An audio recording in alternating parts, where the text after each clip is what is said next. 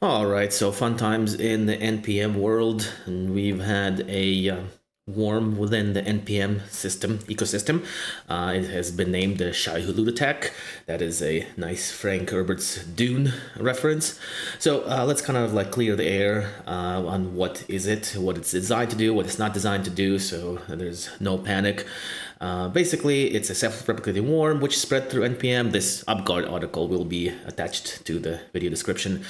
And what it works, how it works essentially, it's aimed to steal local developer credentials. So like think your GitHub token, your, let's say if you use AWS, your AWS token, or let's say MongoDB Compass, Atlas, the one that's in the cloud, or something like npm token if you have an npm account, and basically then what it's designed to do is use your GitHub to create these kind of like malicious repositories, which will then expose your tokens to the rest of the world. So then, for example, a malicious user can then, let's say, use your AWS token to gain access to the, let's say, your AWS deployment. That's in layman's terms. We can go much deeper into that, but this is like the short description. What it is not designed to do. Basically, lock you out of your computer, or crash your system, or for example, steal your money from your bank, hijack your online banking session. That's not the vector of attack for this worm. Let's kind of talk about what NPM is doing. NPM has been very good about removing any of the affected packages.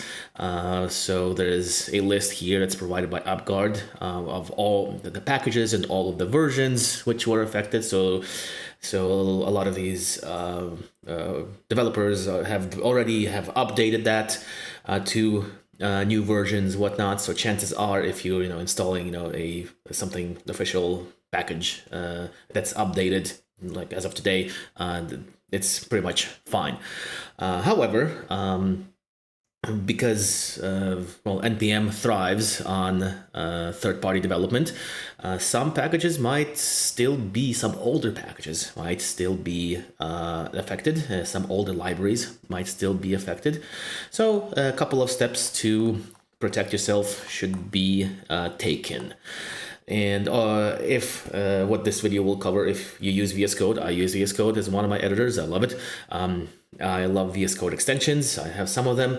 However, extensions do use npm packages, and again, VS Code has been very good about updating things.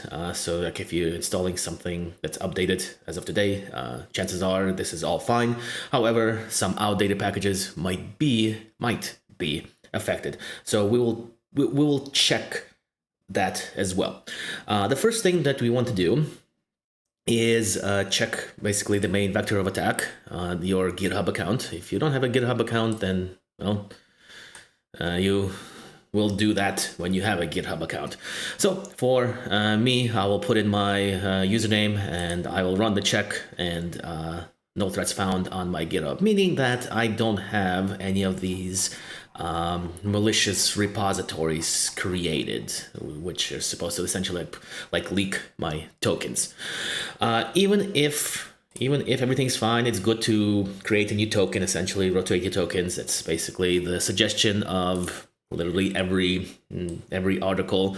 So if you use AWS, make a new token. If you use let's say any like cloud database services, just basically make new tokens, and do not store them in plain text on your computer. Don't make a txt file called tokens on your desktop, because you're just asking for it essentially. Now this one is not searching for those as far as we know, but another worm can be searching for that. If you do have, for example, one of these like repositories, just delete them essentially. And now we will move to checking our VS Code extensions. If you do use VS Code, if you use extensions, well, what can you do to check? Well, I made a small little tool, which is going to be linked in on GitHub. That tool will essentially find your extensions. It will work on Mac, Linux, or Linux on WSL, on Windows. It will find your VS Code extensions. It will run your extensions, check your extensions against all of the known affected packages, and then it will tell you which extension is possibly affected. And if it finds one, you can just uninstall that extensions or update to a new one. Better to uninstall if there's no update to a new one. So let's do that next. For that, I'm just going to go here to this little tool, and there are directions. There are directions here already in the README, so you can look through the directions. But I will walk you through it as well, on cloning it and exactly what this little tool does. You can look through the code if you want, if you're interested. It's not going to do anything to your system except for scan things and then just write them to a CSV file right in that same same directory. So without further ado, we will grab this, basically clone this into, well, I'll be using WSL2 Ubuntu. If you're on a Mac, it's essentially the same thing. Well, the same thing for this setup. Or if you're dual booting Ubuntu Linux, steps are essentially the same. So assuming that you do have Git set up, let's clone that. I will clone it into a folder called sh-scan, and let's do that. Let's switch into sh-scan, and let's explore what we have here. We have a README, which you can follow the directions on. We have a compromised.txt, so let's check what's in this compromised.txt. Literally, it's so far, so 526 lines, every known package version which has been affected. I am grabbing this from UpGuard. They update it once a couple of days, so I'll be updating the known affected packages for those scan dependencies. Let's go back here. Let's exit out. And there's also a scan extensions.sh. I guess we could take a look at that, so we can demystify some of the things which are going on. Essentially, what this will do is go find your VS Code extensions folder, and then we'll run essentially a script checking each extension and any of its essentially dependencies and packages against this text file, which is which has all of the known essentially extensions which have been compromised. And if it finds an extension which is compromised, it will tell you which extension is compromised, and it will write this the name of this extension to a CSV file. If it doesn't find anything, it will say, hey, it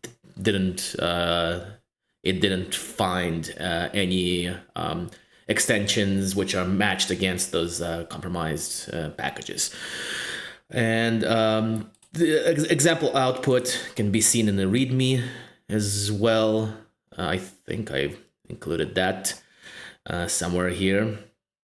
Yeah, so like if it would find something like that, it will say, hey, this, let's say my VS Code theme 1.0 is affected, and then the report will be saved to this scan report.csv.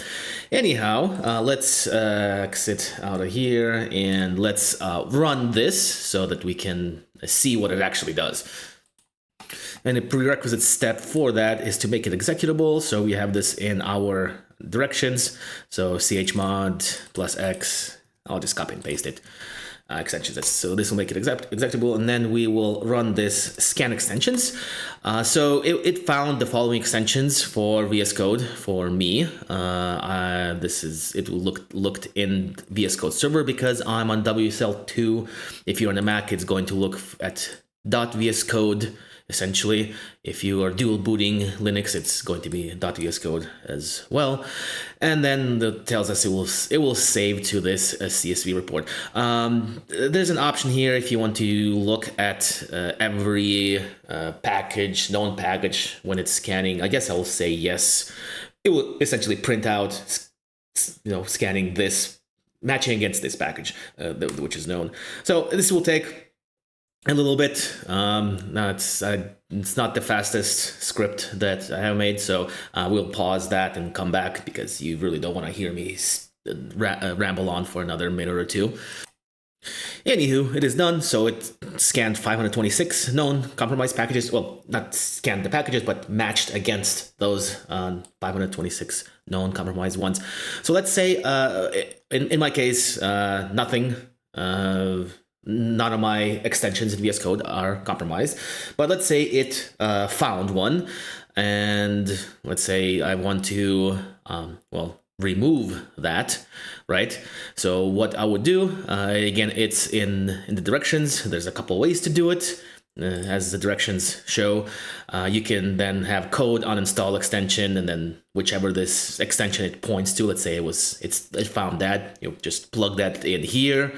Or essentially you could just, if you don't want to, mess anymore with the command line, you could just go and open up VS Code, go into those extensions, which are right here, search for that extension, which it said, let's say it said that